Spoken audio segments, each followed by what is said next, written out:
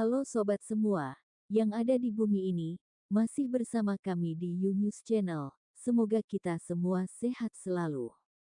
Pada video kali ini, kami merangkum peristiwa yang terjadi antara Rusia dan Ukraina. Sebelum kita mulai, jangan lupa subscribe, like, dan di-share ya videonya, agar channel ini bisa berkembang. Ya sobat, tanpa berlama-lama lagi kita langsung saja ke narasi ceritanya. Ketegangan antara Rusia dan Ukraina kian berdampak bagi negara lain. Terakhir Amerika Serikat meminta warga negaranya untuk meninggalkan negara Ukraina secepat mungkin. Langkah Amerika Serikat disusul oleh negara lain, seperti Jerman dan Inggris. Indonesia sendiri masih berjaga-jaga. Sekitar 100.000 pasukan Rusia telah diarahkan ke wilayah perbatasan dekat Ukraina. Presiden Rusia, Vladimir Putin terus membantah bahwa negaranya akan menyerang Ukraina.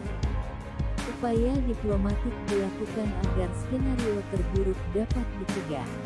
Amerika Serikat dan Prancis misalnya, mengajak Putin untuk berdialog. Namun, langkah itu tak membuahkan hasil signifikan.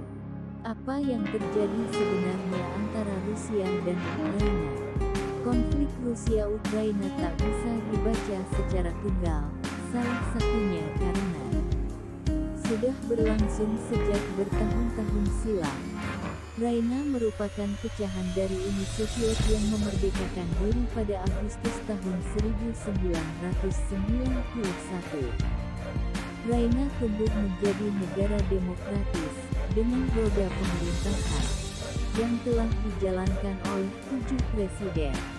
Selama 3 dekade merdeka, Ukraina mengalami 2 gejolak besar-besaran. Yang terjadi pada 2004 dan 2014.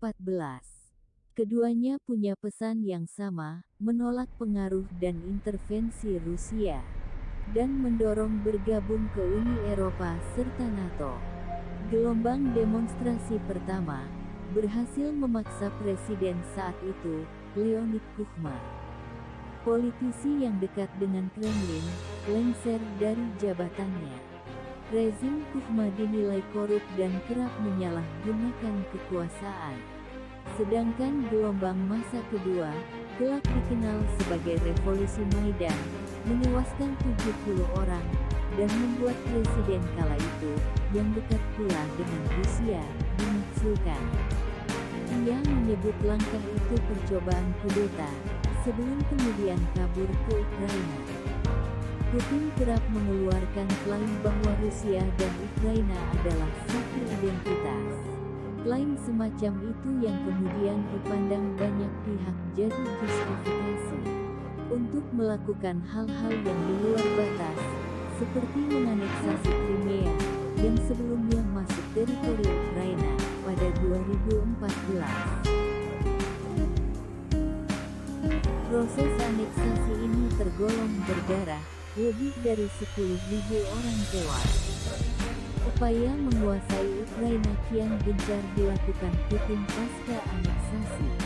Mulai dari menyebarkan disinformasi sampai serangan cyber, yang bikin kerugian cukup banyak. Analis dan lembaga think tank menegaskan aksi Putin beberapa waktu terakhir, mengindikasi bahwa ia tak ingin kehilangan Ukraina, yang cenderung merapat ke barat.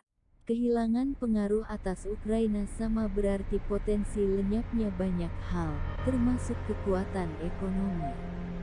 Cadangan minyak dan gas Ukraina, contohnya, masing-masing 395 juta barel dan 349 miliar meter kubik. Ukraina juga memainkan peran strategis sebagai penyalur gas dari Rusia ke pasar Eropa. Rusia telah mengajukan permintaan resmi ke Amerika Serikat dan NATO terkait posisi Ukraina. Pertama, Ukraina tak boleh masuk NATO. Kedua, pasukan NATO yang berada di kawasan Rusia mesti ditarik. Permintaan ini ditolak, sementara Amerika Serikat maupun NATO mewanti-wanti. Jika Kremlin nekat menyerang Ukraina, maka aksi balasan bakal ditempuh.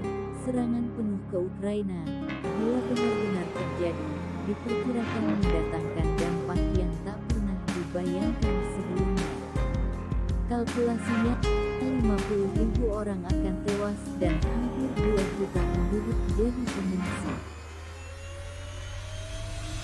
Itu sebabnya banyak pihak yang menyebut Perang Dunia Ketiga, jika sampai konflik bersenjata meletus.